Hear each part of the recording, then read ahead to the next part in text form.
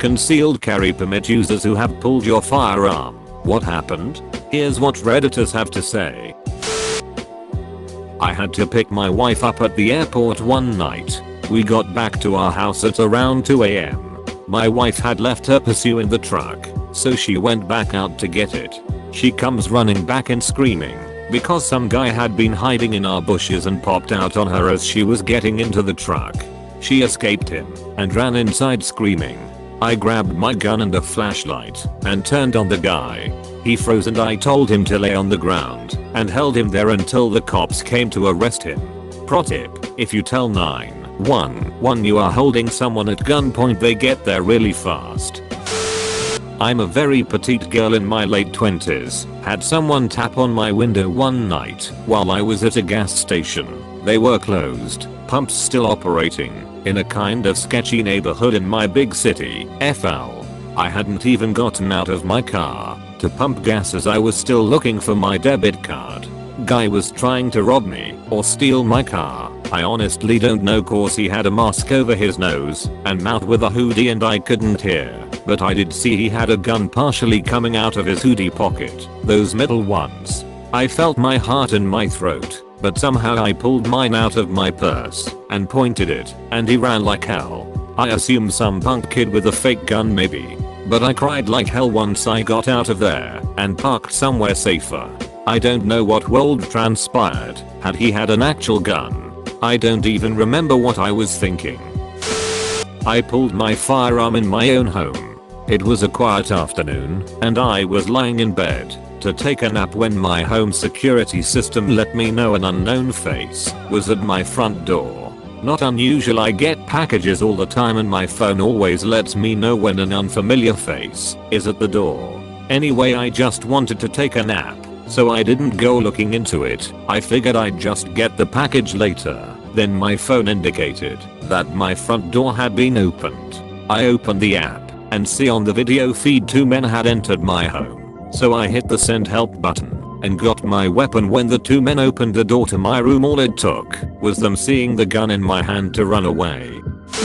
I have once, and it scared the shit out of me. I do vac, and when I started at my current company they were very new and would take all the work we could get, so that meant going into some unsavory areas. I was looking at an AC unit for a slumlord we were dealing with at the time, when some large dude came into the backyard and had me cornered while screaming about me trespassing and some other unintelligible stuff. He had what I'm assuming was a machete, could have been a lawnmower blade, in his hand and kept pointing it at me. I knew he wasn't the tenant as the property was vacant. I pulled my gun from my holster in my waistband and made it very clear that I would shoot him. I don't even know if I would have, because I was terrified. I'm a big guy and he could have manhandled me. After what couldn't have been more than a couple of minutes he backed off and I grabbed my tools and hauled ass back to my van. Ended up not doing any more work for that guy. It's a really shitty feeling, especially after the adrenaline wears off. This was many years ago, but I worked at a local bar, as did my girlfriend at the time. We had some trouble earlier that night with a couple of guys who wanted to fight our doorman. They didn't win and got a little roughed up before they left. Hours later, I'm walking my girlfriend to her car and this pickup truck comes hauling ass from the far end of the parking lot and screeches to a stop just past where we stood. A guy hops out of the passenger side with an axe handle. Yes, I live in Florida, and says something like, "It takes 4 of you to mess up my buddy. Well, now it's your turn." As he was saying this and approaching us, I had pulled my pistol and chambered around .380 auto. He saw this and stopped in his tracks, put his hands up and backed his way toward the truck. They took off and we didn't see them again. The kicker is that a few weeks later I went to the gun range and found that the firing pin in that pose gun had broken. I couldn't have used it, even if I had really needed to. Good thing just the sight of it was enough to scare off the bad guy. I was driving one evening and must have unknowingly done something to aggravate this guy, because he went nuts on the road. He would tailgate, flash his lights, back off and draw up right onto my bumper, tried to cut me off and stop. I drove defensively, but he was definitely following me. He pulled up next to me at several points and was yelling and screaming at me, so I pulled my gun from the passenger seat, popped it out of the holster, and laid it in my lap, where he would not be able to see it. He followed me for about 7 miles, and I was able to pull into a parking lot at the last second to lose him, but he pulled in at the next entrance and continued to follow me. I was close to home and low on gas, so I pulled into an adjacent neighborhood and called the police. They asked if I wanted somebody to come out. Well, yeah, and they said they would if they could. The guy kept turning off his headlights and backing off to trick me into thinking he gave up, but as soon as I would turn he would race up to try to find where I parked. One time he waited too long and I ended up behind him. I had shut off my lights and put my emergency brake on by one click to turn off my driving lights and managed to sneak away. I went home and could hear his truck racing and screaming through the other neighborhood to find me due to his very loud and distinct muffler. I went inside and realized about 20 minutes later that I left my work badge out in the car. When I went out to grab it, I could still hear him racing around looking for my car. We both ended up pretty lucky. I didn't have to find out what he wanted to do or try to do, and he didn't end up getting shot. Joke is on him though. I went home and played video games. He wasted gas for about 30 to 40 minutes in a truck that couldn't have been doing much better than 10 miles per gallon. Some guy opened the door and got into the passenger seat of my car while I was sitting at a red light while driving through an industrial area of my town late at night. I had just dropped off a friend at his work on a night shift, so the doors were unlocked. Older car, no auto locks. He was going across the crosswalk and veered off to the side of my car. When he got to it, then opened the door and got in. I had started drawing my gun as soon as he changed direction at my car, so it was out and ready when he got in. He turned toward me to say something. I was pointing the gun at him, and I said, "What the f are you doing?" He stammered something unintelligible, got out and ran off. He might have mistaken me for someone else, like a Lyft or Uber or something, but I wasn't about to sit there and wait to see what his intentions were. Nobody got carjacked or mugged and nobody got shot, so it all worked out in my opinion. Road rage incident. There was a guy in front of me at a red light. It's a long red. It finally turns green. He's busy texting. Light turns yellow, then red again. He has a passenger. Passenger is just looking at the driver and yelling. The light turns green again. I'm still waiting. This time I tap the car horn. The passenger looks back through the rear window, then opens his door, gets out and starts kicking my passenger side window and trying to get in my car. The door was locked, but I couldn't drive off because I was too close to the car. He got out and there was someone right behind me. He tried kicking my mirror off, missed, got more mad, came to the driver's side, tried getting in again. I was in shock and didn't know what to do for the first 5 to 10 seconds of this happening.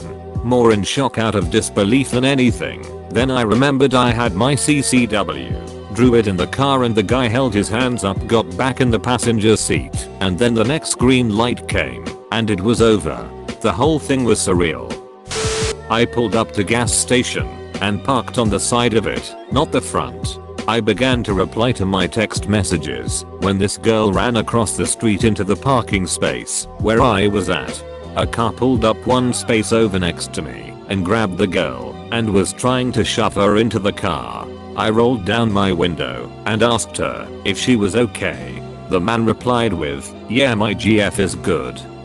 I once more asked her if she was okay, and just before the guy was going reply, I quickly said, "I'm asking her, not you." Apparently that infuriated the man and he walked pretty quick to my passenger window and had his hands inside and told me there was no problem. It was weird. For a brief moment everything slowed down and I saw that he was going to reach for something or hit me, so I pulled my Glock from my side and he backed up quickly and told me to shoot him. Obviously this man was crazy, so I began to call the cops. He got in his car and his girlfriend got out and he sped off. Well, what happened after? What happened to the girl? I wish I could've helped the guy, but that would've meant escalating the situation to another level, and even though I had the upper hand, I don't know what he's capable of, and I'd like to go home to my family. As to the girl, it was just a very abusive BF who wouldn't let her leave the relationship, and she said it's hard to, since they have a baby and she doesn't really have any family. I waited for the cops, explained everything, but I couldn't do much on my behalf. It's all on the authorities. They said they could help her with single mom programs and such, but from there on I have no idea. Wish I could've left her my number and kept updated. Hope she took the cops' advice and moved on. I grew up near some fairly rural places. I was out on a work call in one of these said rural places. I'm on a dirt road just big enough for one car each way in the woods. The big ass truck comes up behind me and starts flashing lights and honking. I pull over as much as I can without going into the ditch that ran alongside the road. Dude blows past me and gets maybe 200 feet in front of my car and pulls over. By the time he pulled over I'm moving again. I drive past him. Windows blacked out and the truck is idling. I get a few feet in front of him and he starts it all over again. We do this dance 4 times. He gets on my bumper and goes nuts. I'll let him go and then he gets right behind me. Eventually I have enough of this. I put my gun on my hip visibly and step out of my car. If this is going to end badly I want it on my terms. He turned around when he saw me step out, so I'm facing the front of his truck. I put my hand on my gun, so it's super obvious what's about to happen. He sees me gun, turns around again and drives off. I'm not sure I would have been able to shoot at him, but I'm super glad I had my gun. Didn't draw but was open carrying, and at the ATM getting money to pay the sitter after a evening out plus dinner. So it's dark, around 9:30 PM or so. As I started working the ATM, my spidey sense started going off. I glanced left, saw nothing. To the right, and something was amiss. I stopped looking for detail and started looking for movement. I saw a dark silhouette of a person sneaking along the wall. The ATM was lit up like the noonday sun. So I took a half step left, made sure that my firearm was plainly visible, and continued my transaction. While paying attention to the guy trying to sneak up on me. When he got close enough, he realized I was armed. His eyes got huge. He bolted away, and every couple of steps, glanced back to see if I was chasing him. It's a bad idea to approach someone in a skulking manner at night, specifically staying in the shadows. Doing that means you have ill intent. The fact that I'm a 6 feet 2 inches 250 pounds male did nothing to discourage him. I'm glad I was armed. We have a gunsmith shop. I was alone in the shop doing bookwork. I'm a woman and not the gunsmith, when some guy came in, trying to look in cabinets, touching tools, etc, and asking what guns we sell. I repeatedly told him we only repair/build guns and he needed to leave. He was getting agitated, and I was getting annoyed. I pulled my weapon out of the holster under my desk with one hand, and called the sheriff with the other. The idiot told me I couldn't shoot him, because I didn't rack the slide. I asked him if he was willing to find out. He stammered a bit, then took off. Sheriff picked him up 30 minutes later peering into a neighbor's house. He was a meth head, and known well by the sheriff. Way out in the country. Neighbor lives a mile or so down the road. I was frankly shocked the sheriff was able to arrive so fast. FYI, my gun always has a chambered round when the shop is open. Too isolated and too many meth heads in the area. I clear it and lock up gun and mag at the end of the day. In 2 years, I've only drawn it twice. I had just finished grocery shopping after driving to Walmart after getting off work at around 3 AM.